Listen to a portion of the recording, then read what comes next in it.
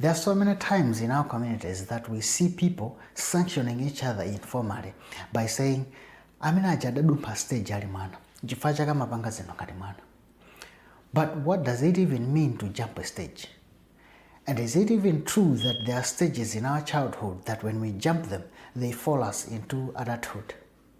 In this video, I'll be going through the theory that was introduced by a man named Sigmund Freud.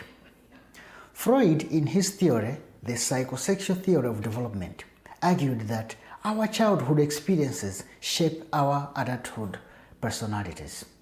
It turns out that in our societies, we use concepts from this theory without even noticing.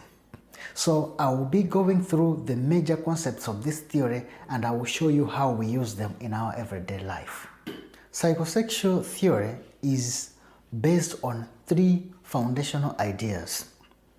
Number one, human behavior is driven by the desire to seek pleasure in everything that we do. According to Freud, everything that we do it because we are interested in the pleasure that is associated in finishing whatever we're doing. For example, we eat because it feels satisfying to feel full. We drink water. Why? Because it feels satisfying to quench thirst. So he called this psychic energy libido. Libido is not just about sexual desire, but according to Freud, libido is the psychic energy that drives us to seek pleasure in everything that we do. Every behavior that a man has is driven by psychic energy called libido. Number two, erogenous zones. Every person has got a part of the body from which he gets the maximum pleasure or from which he experiences the maximum libido. And he called those places, those parts of the body, erogenous zones. Erogenous is a Greek word that is created from two other words. Eros, which means love or desire, and genus, which means producing. So erogenous means producing desire. The third foundational idea is fixation. According to Freud, at each and every stage as we grow from childhood to adulthood, there is a type of libido that must be gratified. And if that libido is not gratified, then we tend to be stuck at that level, even if we grow up. And this is the original idea that we use when we say, awatadadumpa stage, chipaga mapanga zino ngati mwana. According to Freud, it is because when you were young, your libido was not gratified, or to be specific, your libido was under-gratified or it was over-gratified. That's why when you grow up, you still try to go back to that level to satisfy your libido at that level. So summing up the three foundational ideas, number one, libido. Human behavior is driven by psychic energy to seek pleasure in everything we do. Number two, erogenous zones. This libido tend to be found at specific places, specific parts of our body at each and every stage of our development. Number three, fixation. When this libido is not gratified at a specific stage, we tend to be stuck at that stage even if we grow up.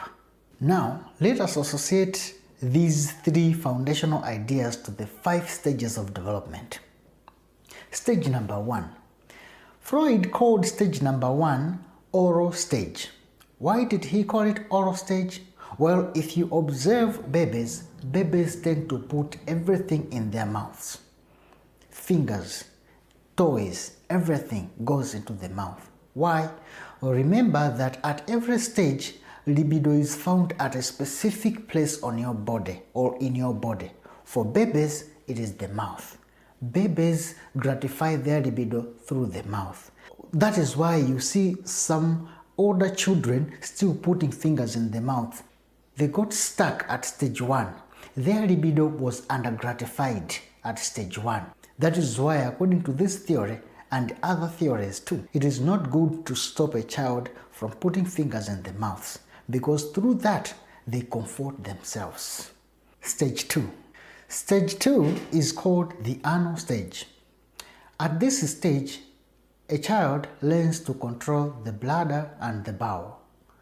At this stage, the libido of the child is gratified through autonomy and control. A child learns to tell the parent whenever he wants to use the toilet. How does fixation happen at stage 2? When you over-control a child at this stage, a child becomes a perfectionist. When you under-control a child at this stage, a child becomes messy when he or she grows up. Stage 3, the phallic stage. At this stage, children begin to understand the differences in gender roles, so they understand gender identity. Their libido is placed in the genitals. Not that they should use the genitals, but they become curious and begin to observe differences. What happens for a child to be stuck at this stage? When a male child becomes more attached to the mother, that child develops Oedipus complex. And when a female child becomes too attached to the father, that child develops the Electra complex. The latency stage.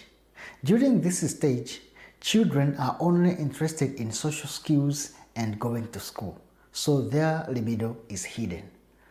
They make friends and they obey parents and they go to school. That is it. Stage 5, which is also the last stage, is called the genital stage.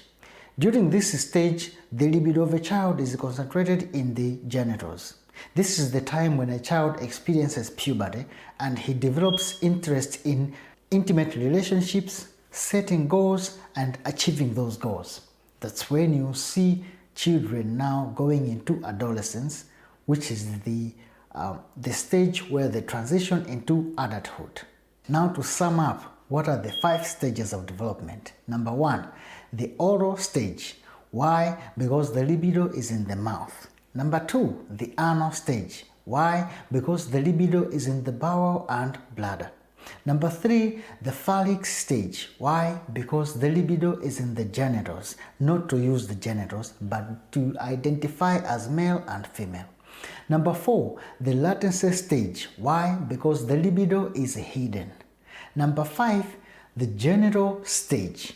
Why? Because the libido is back in the genitals and this time to be used.